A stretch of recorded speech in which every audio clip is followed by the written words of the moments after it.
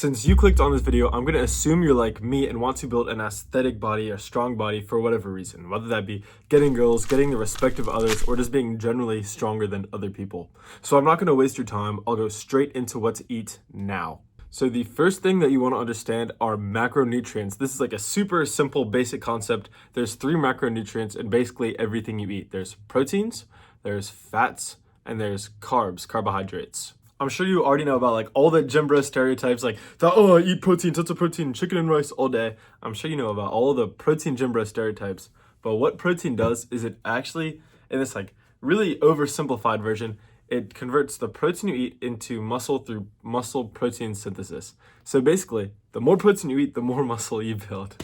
Well, not necessarily, but eating more protein will allow you to build more muscle. Not tons more, but enough to where it's noticeable after a good amount of time. The traditional advice is to have 1 gram of protein per 1 pound body weight per 1 day, which means since I'm 160 pounds, I have 160 grams of protein per day.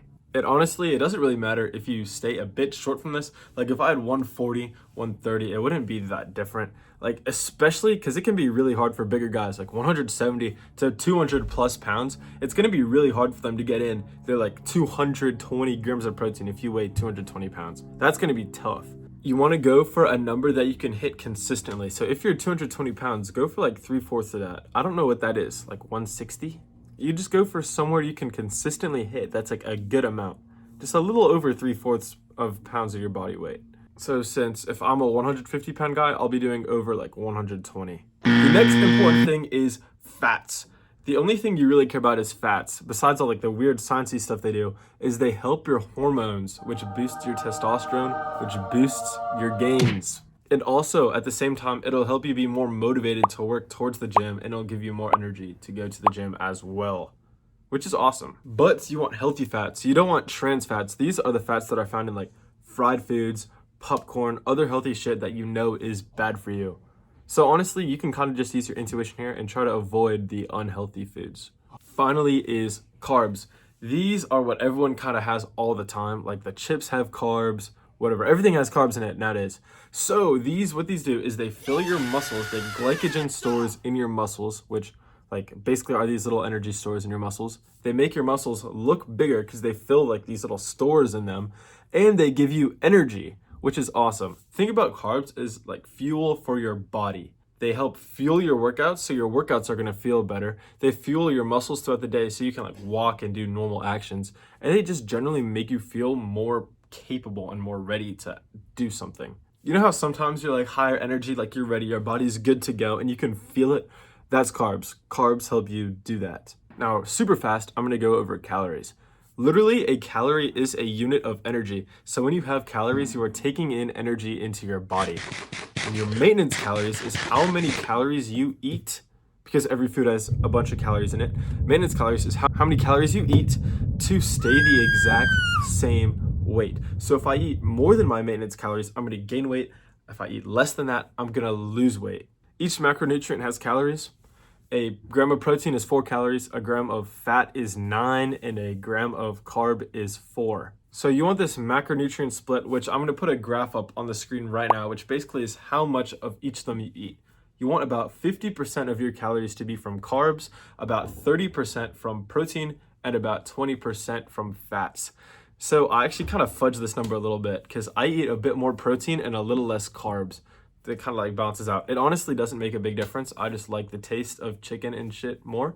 I'm one of the weird gym bros that actually likes eating the chicken and rice. Take with that what you will. I don't care. But macronutrients aren't what make you feel good. Those are just like the big things to know. There are micronutrients, which is basically, I'm not going to get into it, all the vitamins and minerals and shit in your food that your body needs to like function. These are what help your organs, and so you don't feel like you're dying constantly. And they keep you alive, obviously. If you didn't have these micronutrients, your organs would be fucked and you would not be able to function properly. When you eat unhealthy shit, that shit is unhealthy because, first of all, there are a bunch of calories without micronutrients. They don't have these things that actually like help your body and are good for you. And they're also unhealthy because they have these like little evil things in them that hurt your organs. They do the opposite of what the micronutrients actually want to do. They hurt you. If you hear something has no nutritional value, that basically means they do not have any micronutrients in them that are good for your organs or your body or help you do anything. So if you've made it this far in the video, you're probably a lot like me and want to know, okay, what's something practical that I can do to actually improve my diet? Well, if you take away anything at all from this video, literally anything, take away this, stop drinking fucking soda. That's if you take away anything, that is the most important thing. Soda is literally poison for your body. It is so bad for you. It is one of the worst things you could have, and nobody knows it. Everybody drinks soda. I love Dr. Pepper, but I haven't drank it in ages because I know it's terrible. It's so bad for you. So if you take away anything, take away just drink fucking water or maybe some black coffee. That's it. Just water, just coffee. But if you want to make other changes, like that one, you don't want to do that one, well then a quick piece of advice is to change out a meal. So think about it like an F1 race, but you're only changing one of the wheels. You're like the fucking repair guy or whatever, the pit stop boy from Cars, Guido. So what you do is you look at your 3 meals a day, or maybe 4, whatever. Sometimes I have 4 if I'm on a bulk and I'm trying to gain mass. You take one of those meals and just change it out for something healthier. And then don't make the healthy food taste like shit, by the way. Don't change it out for like spinach and some disgusting thing that you don't even like. I like spinach, but whatever. What I would recommend is actually at most grocery stores, at most food cities, wherever, there's like Greek yogurt, Oikos. That's the brand that I like. I'm not sponsored. That's the brand that I like. It's so good. It's not like super healthy for you because it does have a little bit of sugar, but I'm guarantee you it's way better for you than the meal you're trying to replace right now. So you can go buy like the Oikos yogurt and put some granola in it and put some blueberries in it. Or if you don't like blueberries, whatever. It tastes so good and it's actually good for you. Because it's super important to be consistent, because if you just load up with food you don't like, you're gonna give up. Like, you're gonna give up. And if you try to change all your meals at the same time, remember, you are literally addicted to these unhealthy foods. A lot of the American companies put addictive shit in their food. So you're literally hooked. So don't try to change everything at once. And also don't load up your meals with shit that you don't like, because it's going to be really hard for you to actually maintain it. And you want this to be like a change that you can consistently keep going.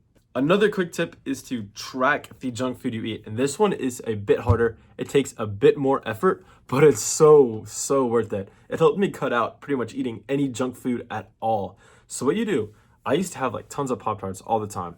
And what you do is you open your phone's notepad whenever you have one. So when I would have a Pop-Tart, I would open my notepad and say, Saturday morning, Pop-Tart. Saturday afternoon, Pop-Tart. Whenever I had one, I wrote that shit down.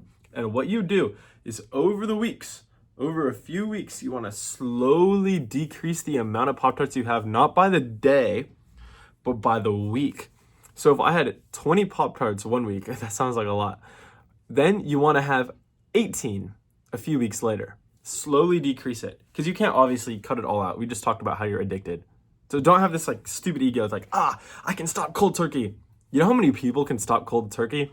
Fucking nobody. Basically nobody. So don't kid yourself. So gradually decrease the amount you have. Track it and slowly decrease it. That worked for me super well. I don't have any like junk snack food anymore at all. I assume if you've made it this far in the video that you're a lot like me and we have a lot of these same goals.